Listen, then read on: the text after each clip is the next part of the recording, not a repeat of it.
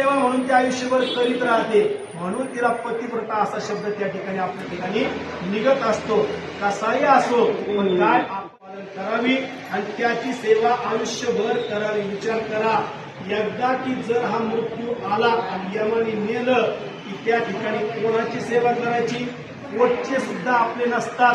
मी स्पष्ट सांगतो तुम्हाला, जितकं नवरा बायकोचं नातं असतं ना तितकं तुम्हाला पुढे तुम्हाला इतकं कधी भेटत नाही. याच्या पलीकडे एक शब्द सांगून जातो तुम्हाला, बोलणारे लोक जीवनात ते निघून गेले की तुमचं सुख गेलं म्हणून समजायचं, लक्षात ठेवा. आणि आवाज ज्या टायमाला येतं ना त्या ठिकाणी खरं प्रेम मला तरी वाटतं पुरत नाही. लक्षात ठेवा, आपलं हे बघायला मिळतं. लक्षात ठेवा, अशा प्रकारे या ठिकाणी ही पतिव्रता होती. आपल्या प्राणनाथाला या ठिकाणी बोलू लागली, नमस्कार केला आहे. पती वनवासा गेल्यावरी सुशाधीनती ती परमवेश शुनीपरी होय निर्धारी सर्वथा.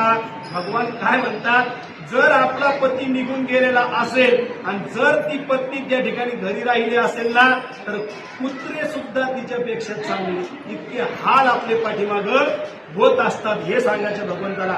म्हणून जोपर्यंत जोड आहे ना जोपर्यंत जुडी ना तोपर्यंत जगण्याची गुढी सजून घ्या. काय लागन ते सौभाग्याचं वायन करून घ्या. आपल्या पती परमेश्वराला प्रसन्न करा आणि त्याचा आशीर्वाद या ठिकाणी मिळवत राहा. हे लक्षात ठेवा. आहे तोपर्यंत जे आहे तोपर्यंत त्याची सेवा करून हा आशीर्वाद घेतच राहा. तनय बंधू आणि जनक मी त्याची देवणी होती पोषक आणि अमित दाता जो रे भरताची एक असे नाही. आणि ती काय म्हणती, हे प्राणनाथा खरं सांगतो या ठिकाणी तुम्हाला, हे भक्ताचे खरे एकच फक्त देव आपला असतो तो म्हणजे कोण? पती परमेश्वर. दुसरा कुणीही आपला त्या ठिकाणी देव नाही. लक्षात ठेवा. आता समाप्त भरती असे अनुसरण वर्तणार नाही साध्वी कोण, ऐसे राणीचे वचन ऐकून राहावं अत्यंत. आणि खरे ज्या वेळेला आपल्या बायकोचे शब्द नवऱ्याच्या मनाप्रमाणे झालं आणि तिनं वागलं की त्या वेळेला आपल्या पती परमेश्वराला काय होतो? आनंदच होत असतो. आणि खरे कुणीही कोणाचं आणि ज्या वेळेला आपल्या मुलाला बायको येते ना तो त्याच्या त्या मायेमध्ये गुंतला की आईची किंमत कमी झालेली आपोआप दिसून येऊन आलं. पुढं चाललंय. लक्षात ठेवा, आज आपल्याला आहे उद्या त्याला सुद्धा हे सगळं भोगावंच लागतं. आणि पाच्यावरी प्रजा समस्त राज्य स्थापना ज्येष्ठ सुत मग तो राजेंद्र पत्नी सहित निघून घ्या. सगळ्या प्रजेला बोलावून घेतलं या दुर्धर्म्य राजाने. त्या स्वतःच्या मुलाला राज्यावरती बसवलं आणि स्वतः मात्र दोघंही पती पत्नी कुठं निघून गेले? वनामध्ये निघून गेले. भोगला तरी पण हाताला काही आलं नाही. आपल्याला सुद्धा काही मिळत नाही. त्याच्यामुळं हळूहळू एकदम होणार नाही. संसारातनं बाहेर पडा. किचन सुनाच्या ताब्यात देऊन टाका. धन सुद्धा आपलं पोराच्या ताब्यात देऊन टाका. घेऊ नका. लक्षात ठेवा. आणि हळूहळू त्याग करत करत शेवटी नवरा बायको कुठं जा? आपल्या भगवंताच्या मार्गाला. काय 4 आश्रम आहेत, ब्रह्मचारी, गृहस्थ, वानप्रस्थ आणि संन्यास. पण कलियुगामध्ये वानप्रस्थाला मान्यता नाहीये. कारण सांगतो, तर हिंस्त्र पाणी खाऊन टाकते ना आपल्याला, उचलायला सुद्धा पुढे यायचं नाही. लक्षात ठेवा. म्हणून वानप्रस्थ पुढे करायचा, घरातच राहायचं पण मात्र काहीही बोलायचं नाही. लक्षात ठेवा. सांगलं तरी बोलायचं नाही. एखाद्या डब्यात ठेवलेलं असतं तरी सांगून टाकून मोकळवायचं. इथं ठेवलंय खरी म्हणते, वाया गेलं तरी बोलायचं नाही, सांगून टाकलं तरी बोलायचं नाही.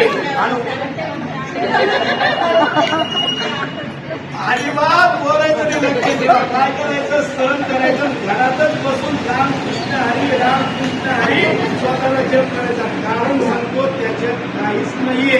हे भ्रम आहे आपलं. लक्षात ठेवा. त्यांना दुखायचं तर दुखूया, त्यांना या ठिकाणी राजाला सांगितलं. आनंदानं त्या ठिकाणी वनामध्ये जायला दोघेही गेले आहेत. आणि भगवान नारायणाने सुद्धा हरिद्वारला गेलेले. नारदाला ही कथा तशीच्या तशी या ठिकाणी सांगितलेली आहे. अशा प्रकारे हा अध्याय या ठिकाणी संपलेला आहे. मला सांगायचा उद्देश असा आहे माझा की गृहस्थ आश्रमात पडायचं, संतान उत्पत्ती करायची. ती कशासाठी? खऱ्या अर्थानं पितरांच्या उद्धारासाठी. आणि ती एकदा झाली की पुन्हा परत त्याचं पालन पोषण मोठं होण्यापर्यंत जसा यशोदेनं श्रीकृष्णाच्या बालपणाचा आनंद घेतला त्या पद्धतीनं हा आनंद आपण भोगायचा. पण एकदा की घेतलं की परत त्याच्यात घेतायचं नाही. एक आपलं ठरवलं की आपल्या स्कूलच्या शाळेच्या गाड्या आल्या की केलं ना, आता कशाला तिथं नाही का. आणि तुम्ही किती जरी गुंतण्याचा प्रयत्न केला तर काहीही सांगतो हे सुटून जाणार नाही तुमच्याकडे. दुपारचे 12 ते संध्याकाळचे 12 परत वाजणारच आहे. आणि 12 झाले की दुपारचे संध्याकाळी झाले की दुपारचे 12 वाजर काळ कोणालाही थांबलेला नाही. तुम्ही किती प्रयत्न करा, यांना मदत करा, हे करा, शेवटी काही हाताला येणार नाही. याच्यापेक्षा असा प्रयत्न करा की रामकृष्ण हरी रामकृष्ण हरी रामकृष्ण हरी. तर मरतानी हे रामकृष्ण हरीचे पुण्य तयार झाले. हे पुण्य तुम्हाला जन्मोजन्मी बहुपुण्य केले. सर्व सुखाचे आदर देवीवर लक्षात ठेवा. हे आदर जे आपल्याला सुख भेटलंय ना, या जन्माला आलो ना, तर मनुष्य जन्माचं सार्थक करून घ्या. रामकृष्ण हरी म्हणा. याच्यात कुठल्याही प्रकारे मायामध्ये गुंतू नका. नको नको म्हणा, गुंतू माया जाई. लक्षात ठेवा. कितीही तुम्ही जरी केलं ना तर कुणीही शेवट आपल्याला उपयोगी येणार नाही. म्हणून रामकृष्ण हरी म्हणा.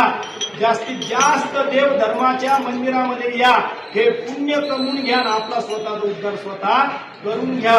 इति श्री अधिक मास महात्म्यसार बृहन्नारदीय पद्माधर सज्जन श्रोते ऐकून चतुर 28 कृष्ण भगवान की जय. उद्या आपले 2 अध्याय लिहिणार आहे. थोडासा काळ आपल्या हातात मला एका अध्यायाचा कमी पडतोय, म्हणून मी या ठिकाणी उद्या 2 अध्याय घेणार आहे. 15 ते 20 मिनिटं थोडंसं जरा जास्त काढून या ठिकाणी वेळेतच संपण्याचा प्रयत्न मी करणारच आहे. पण यथा कदाचित मागे पुढे बोलण्याच्या ओघामध्ये 15 ते 20 मिनिटं होऊ शकतात. म्हणून सर्वांनी मला सहकार्य करावं आणि हे ज्ञान आपल्या बद्दल काढून घ्यावं. त्या सूचना उद्याचं दान आहे काजू. तुम्हाला ते सूचना द्यायचं काही भजनाच्या सूचना आहेत ते थोडे आपण 2 मिनिटं ऐकू आणि एवढं झालं की आपण हरे राम करून